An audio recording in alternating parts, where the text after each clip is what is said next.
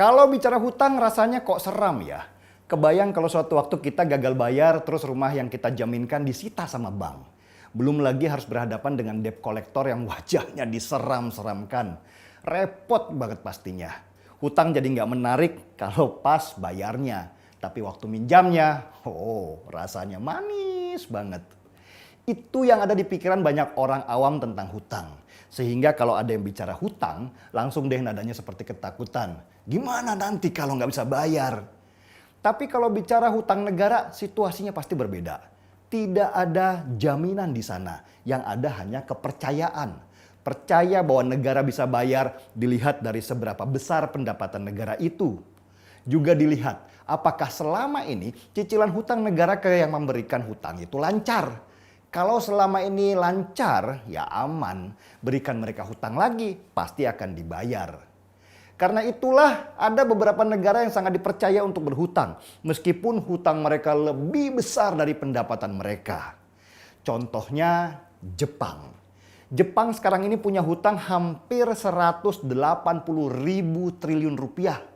Hutang Jepang lebih besar dari pendapatan mereka.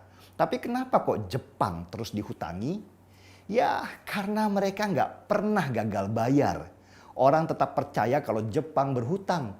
Nggak ada jaminan apa-apa. Yang ada cuman surat hutang saja. Begitu juga Amerika. Hutang Amerika ke banyak lembaga dan negara lain totalnya sudah hampir mencapai 800.000 triliun rupiah. Sama dengan Jepang, hutang Amerika jauh lebih besar dari pendapatannya. Tetapi kenapa Amerika masih dipercaya untuk dihutangi? Ya karena kepercayaan itu bahwa negara sebesar Amerika tidak akan bangkrut atau jatuh. Kalau Amerika bangkrut, seluruh dunia akan bangkrut. Makanya Amerika dijaga terus supaya nggak bangkrut. Dengan cara apa? Ya dihutangi terus. Jadi jangan takut kalau negara Indonesia punya hutang. Apalagi ditakut-takuti sama oposisi dengan narasi setiap anak Indonesia sudah menanggung hutang 20 juta rupiah. Hutang nggak ada masalah. Yang masalah adalah apakah kita mampu membayarnya. Hutang negara kita bukan hanya ada sejak zaman Jokowi saja. Bahkan sejak zaman Soekarno itu juga sudah ada. Sebagai negara baru kita perlu uang untuk membangun negara kita, sedangkan kas kita kosong. Gimana caranya? Ya hutang dululah. Begitu juga zaman Soeharto yang berkuasa 32 tahun lamanya, hutang terus untuk bangun jalan, bangun gedung, dan bangun sistem ekonomi di Indonesia. Semua dibangun dengan hutang tanpa jaminan. Ada juga sih hutang yang ditukar dengan kepemilikan tambang misalnya.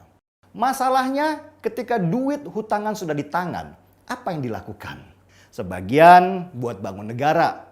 Dan kebiasaan zaman dulu sebagian buat bancaan, korupsi besar-besaran. Belum lagi komisi sebagai penghubung antara penghutang dengan yang ngutangi. Anggaplah dapat 1% saja komisi dari hutang 1.000 triliun. Dapat berapa tuh ya? 10 triliun. Banyak juga ya. Akhirnya hutang yang awalnya untuk bangun negara sebagian dipakai konsumtif buat party-party. Yang bayar? Ya kita ini sekarang dengan pajak. Karena hutang nggak dibangun untuk sektor ekonomi, pendapatan kita juga nggak nambah-nambah. Lah terus gimana solusinya? Ya hutang lagi, dikorupsi lagi. Begitu terus sampai akhirnya Jokowi dipilih untuk memimpin bangsa ini. Jokowi menerima warisan hutang ribuan triliun rupiah. Catat ya, ada yang jatuh tempo, harus dibayar secepatnya. Ada yang cicilannya masih panjang sampai ke bulan. Yang ada di pikiran Jokowi waktu itu ketika menerima warisan hutang bukan seberapa besar hutangnya. Tetapi bagaimana cara membayar hutangnya. Kalau duit dari pendapatan negara sekarang untuk bayar hutang sih ya bisa-bisa aja.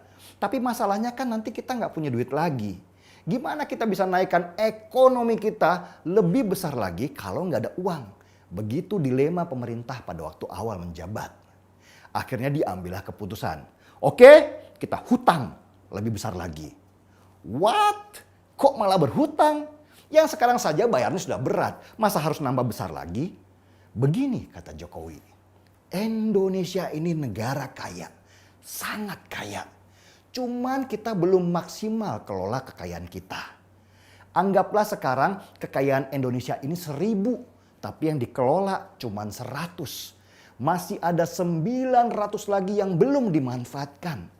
Kalau ini bisa kita kelola, kita bahkan bisa lunasi hutang-hutang kita ke depannya. Terus gimana ngelola harta yang besar itu sedangkan kita nggak punya uang? Ya kita hutang, kata Jokowi. Hutang ini untuk bangun infrastruktur di mana-mana, dari Aceh sampai Papua. Kalau infrastruktur sudah ada, maka investasi akan masuk ke Indonesia. Kalau asing sudah investasi, maka ekonomi sekitar akan meningkat. Dengan meningkatnya pendapatan mereka, otomatis pendapatan negara juga akan meningkat. Dan meski hutang kita besar, tetapi ekonomi kita juga akan membesar. Ketika ekonomi kita besar, mau sebesar apapun hutang kita sekarang, kita akan bisa membayar. Ketika kita bisa bayar, maka kita akan mendapatkan kepercayaan internasional. Kalau internasional sudah percaya sama Indonesia, akan banyak lagi perusahaan asing yang masuk ke sini. Kalau mereka lebih banyak lagi masuk ke sini, maka ekonomi kita akan lebih besar lagi. Begitu seterusnya sampai kelak Indonesia akan menjadi raksasa. Kalau memahami penjelasan di atas, akhirnya kita paham bahwa bukan seberapa besar kita punya hutang, tetapi seberapa besar kita mampu memanfaatkan hutang. Itu yang tepat. Dan itu yang ada di pikiran Jokowi yang visioner dan mampu melihat 1.000 tahun Indonesia ke depan. Itulah kenapa di masa Jokowi ini hutang seperti gila-gilaan. Tetapi pembangunannya juga gila-gilaan. Hutangnya jelas untuk apa? Untuk bangun ekonomi supaya nanti kita bisa bayar hutang. Ini mirip ketika kita pinjam duit untuk besarkan modal warung kita yang sudah rame supaya lebih banyak produksi yang bisa dijual lagi. Bukan hutang buat beli mobil, beli rumah atau hal-hal konsumtif lainnya. Jokowi banyak berhutang untuk usaha. Kalau begini apakah hutang jadi masalah? Enggak kan. Kalau warung kita jadi besar, bahkan bisa menjadi supermarket misalnya, tentu kita lebih mudah nyicil hutang. Nah kalau kita pengen bikin 10 supermarket lagi, ya hutang lagi. Begitu terus sampai akhirnya tanpa sadar, kita yang tadinya wira swastawan kecil, tiba-tiba tumbuh menjadi konglomerat. Tanpa hutang, kita nggak akan bisa tumbuh sebesar itu. Asal yaitu hutangnya buat pengembangan usaha, bukan buat hura-hura. Dan seharusnya kita juga mulai pintar. Jangan mau lagi dibohongi sama narasi-narasi yang menakutkan itu. Mereka yang ketakutan itu ya hidupnya gitu-gitu aja. Nggak ada perkembangan. Mereka bilang hutang itu mengerikan. Ya kita bantah. Enggak. Asal jelas manfaatnya untuk apa. Kalau yang berhutang adalah orang seperti Jokowi, saya misalnya sebagai pemberi hutangan pasti percaya. Karena saya tahu dia pasti bayar. Dan saya juga mendapatkan keuntungan dari dia. Seruput dulu kopinya.